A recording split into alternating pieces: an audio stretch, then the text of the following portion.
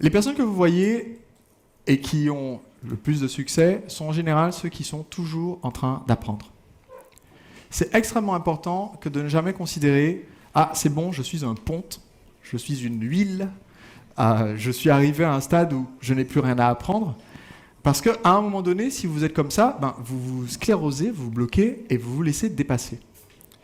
Avant-hier, pendant le dîner des agisseurs, on a fait un dîner au restaurant de Thierry Marx, chef juré de Top Chef pendant 5 ans, chevalier de la Légion d'honneur et chef 2 étoiles. Et avant le dîner, j'ai interviewé Thierry Marx pour une vidéo que je vous enverrai bientôt. Et dans l'interview, je lui ai demandé « Thierry, qu'est-ce qui fait que tu es autant impliqué dans l'éducation ?» Est-ce qu'il est tout le temps en train d'essayer de créer des nouveaux cours pour former d'autres chefs?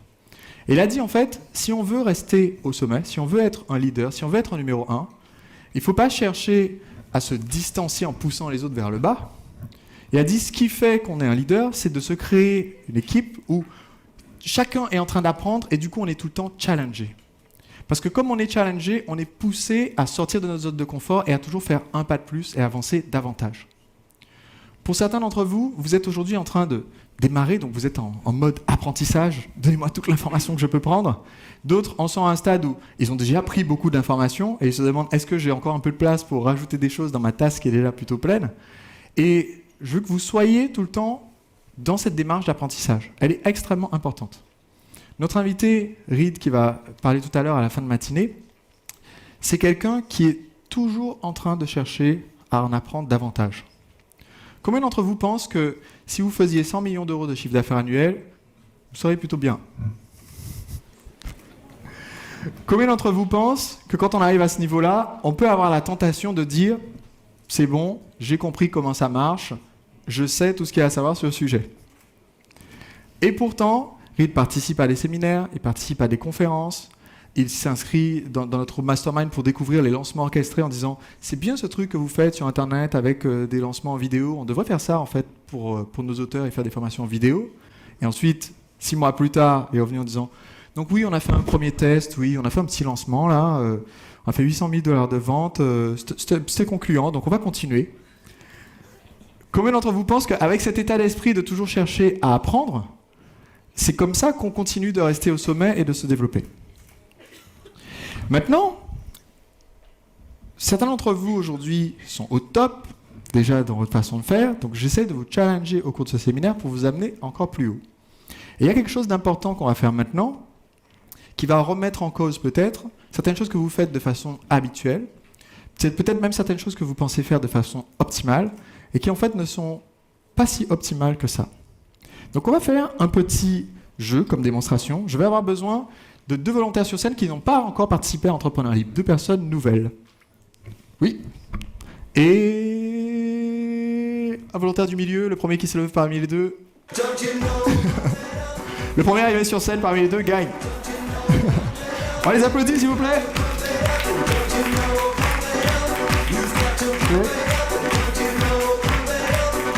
Mesdames et messieurs, pour Eric, pipi. Ouais. Pour Anne-Laure, pipi. Ouais. Alors, voici comment on va procéder. Eric et Anne-Laure.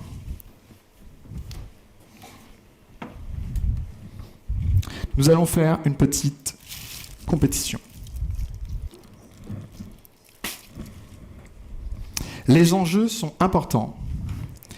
Il y a à gagner un applaudissement chaleureux du public. Alors, j'ai pas dit qu'on va faire bouh pour le perdant, mais ça dépend. Donc, les enjeux sont importants. Voici comment on va fonctionner. Je vais vous donner 10 secondes chrono. Et en 10 secondes, votre objectif est de faire tenir le maximum de ces petites boules lumineuses dans le saladier. Mais, si à la fin des 10 secondes, quand je viens pour vérifier que je peux fermer le saladier, ça dépasse, vous êtes éliminé. Donc vous avez 10 secondes pour le remplir au maximum, avoir le maximum de petites balles dedans, mais ne pas dépasser. S'il y en a une de trop, vous êtes éliminé. Vous avez compris le principe du jeu? Ok. Je vais récupérer mon petit carton qui me va permettre de mesurer. Ah, voilà. Comme ça sera parfaitement impartial.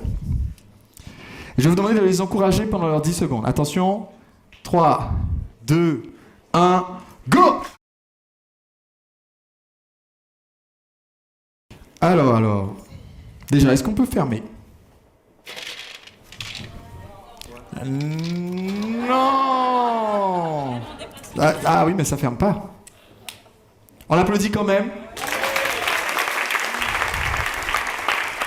Eric, est-ce qu'on peut fermer?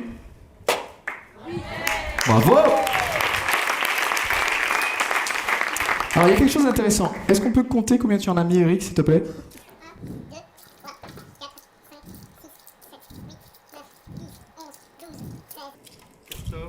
Et 15? T'en as pris 2 en même temps. 14, 15, 16, 17, 18. 18, bravo! Combien est-ce que t'en as mis?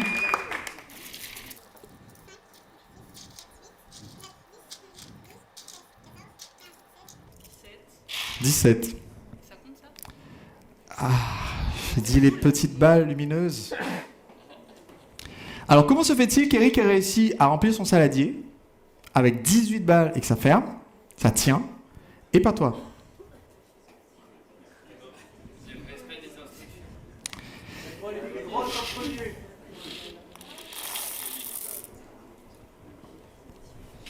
Aujourd'hui, votre emploi du temps, c'est un saladier.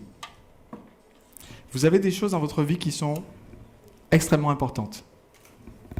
Quand vous les mettez en premier, vous pouvez en mettre plus, et ça tient dans le saladier. Quand vous mettez ça en premier, vous essayez de mettre moins de choses importantes dans votre vie, et ça ne tient plus. Alors, on va remercier nos 2 volontaires. Merci.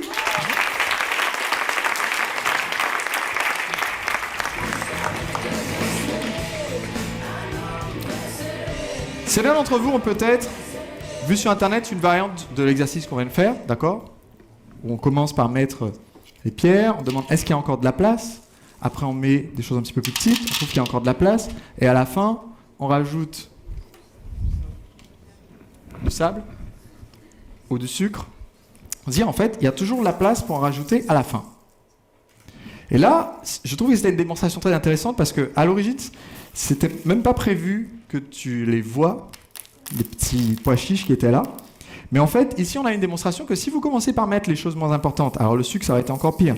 Si vous commencez par mettre les choses les moins importantes, après, il ne vous reste plus assez de place pour mettre des choses qui pourtant vous auraient aidé à atteindre vos objectifs à 5 ans.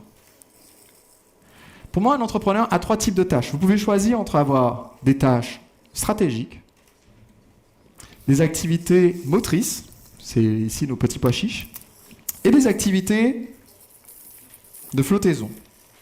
C'est le sucre ici. Je vais vous expliquer chacune de ces 3 activités. Qu'est-ce que c'est qu'une activité stratégique? L'activité stratégique, c'est celle qui consiste à définir la direction du bateau.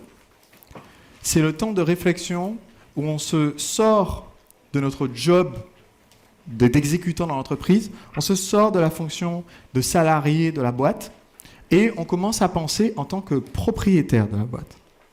Et donc votre job à ce moment-là, c'est définir l'axe du gouvernail. C'est ce qu'on a fait à l'instant en définissant vos objectifs à 5 ans. C'est une activité stratégique. Les activités suivantes, c'est ce que j'appelle les activités motrices. Qu'est-ce que c'est une activité motrice? C'est celle qui fait rentrer de l'argent dans les caisses. Elle est aussi extrêmement importante parce que c'est l'activité commerciale, c'est votre marketing, c'est trouver des marchés, des partenaires. Cette activité motrice, c'est celle qui fait avancer le bateau. Le 3e type d'activité pour l'entrepreneur, ici modélisé par le sucre, c'est ce qu'on appelle l'activité de flottaison. Sur un bateau, c'est ce qui fait flotter le bateau. Qu'est-ce qui se passe si je passe 100% de mon temps à colmater des brèches dans la coque pour permettre au bateau de flotter? À la fin, j'ai un bateau qui flotte, j'écope un peu, voilà, ça flotte, mais est-ce que j'arrive à destination? Non. Et au bout d'un moment, je finis par fatiguer et mon bateau coule. Je ne peux pas donc faire que des activités de flottaison. Aujourd'hui, beaucoup d'entre vous, vous ne faites que ça, ou principalement ça. Flottaison, c'est les activités administratives, c'est répondre à des emails, c'est tout ce qui est de la paperasse, ça ne fait pas rentrer un euro dans l'entreprise, ça ne permet pas de définir la direction dans laquelle on va, mais on sent qu'il faut que ça soit fait. Et effectivement, il faut que ça soit fait. Si je ne fais que des activités, si je suis assis dans le bateau et je fais que mettre le gouvernail, qu'est-ce qui se passe au bout d'un moment? Et j'ai des fuites dans le bateau, j'ai le moteur qui est éteint et je bouge juste le gouvernail. Je coule. Donc, il me faut également gérer les activités de flottaison. Maintenant, qu'est-ce qui se passe si j'ai pas les activités motrices? Ce que j'ai dit, on reste sur place. L'activité motrice, c'est qu'il faut rentrer de l'argent dans l'entreprise. Donc maintenant, la question n'est pas est-ce que je dois arrêter de faire une ou l'autre de ces activités? La question est dans quel ordre est-ce que je vais les placer dans ma vie et dans mon emploi du temps? Donc dans un instant, on va faire un petit exercice dans lequel je vais vous demander de commencer par placer les activités stratégiques, ce qui nous permet de nous assurer que notre emploi du temps est plein, que tout tient, et qu'ensuite on peut mettre, il restera toujours de la place pour les activités motrices, celles qui vont rapporter de l'argent. Et ensuite, il y a un petit mystère de l'univers que j'ai découvert et que j'aimerais partager avec vous. Quelle que soit la façon dont mon saladier sera rempli, je pourrais toujours mettre plus de sucre. Il trouvera un chemin pour se faufiler. Dans votre emploi du temps, les activités de flottaison, matérialisées ici par le sucre, parce que je trouve que c'est un meilleur exemple que le sable, parce que cette consommation de sucre, c'est aussi la raison pour laquelle on a autant de diabétiques. Donc vous êtes aujourd'hui des diabétiques de l'emploi du temps. Ce sucre, il trouvera toujours la place. Croyez-moi, il ne se peut pas que, parce que vous avez oublié d'envoyer un courrier, soudainement, le RSI oublie que vous existiez. Ça ne marche pas comme ça. Donc, de toute façon, vous allez remplir les papiers, tout le monde le finit le dernier jour. De toute façon, ça va être fait le dernier jour. Mais par contre, si vous passez tout le reste du temps, d'avant-dernier jour, tout le trimestre, à agoniser de ça à l'avance au lieu d'être en train de vendre votre produit, c'est là que ça va devenir très difficile de signer le chèque le dernier jour. Donc ce qu'on va faire, c'est mettre ces activités-là en premier. Donc je vais vous demander d'aller à la page 18 de votre manuel. Et je vais vous poser une question. Aujourd'hui, quelle est votre répartition? Si vous deviez estimer en pourcentage, quel est le temps que vous passez dans une semaine ou en heures? Quel est le temps que vous passez dans une semaine à réfléchir à la direction dans laquelle va votre entreprise? Je vous demande d'y réfléchir et de noter la réponse maintenant. Dans une semaine, en nombre d'heures, combien d'heures vous passez à penser, seul ou avec votre équipe ou avec votre associé, à la direction dans laquelle va l'entreprise et à vos objectifs stratégiques? C'est parti, je vous donne une petite minute pour y répondre. Ok, deuxième question. Combien de temps dans la semaine vous passez sur vos activités motrices? C'est-à-dire, combien d'heures dans votre semaine servent à vendre du produit, du service? Combien d'heures vous passez sur du commercial, du marketing, des partenariats, des choses qui font rentrer de l'argent dans l'activité? Aujourd'hui, ne me faites pas le coup de l'hallucination. Hein. Il n'y a pas de souci, Sébastien. Je passe 30 heures sur les activités stratégiques. Enfin, je ferai ça l'année prochaine.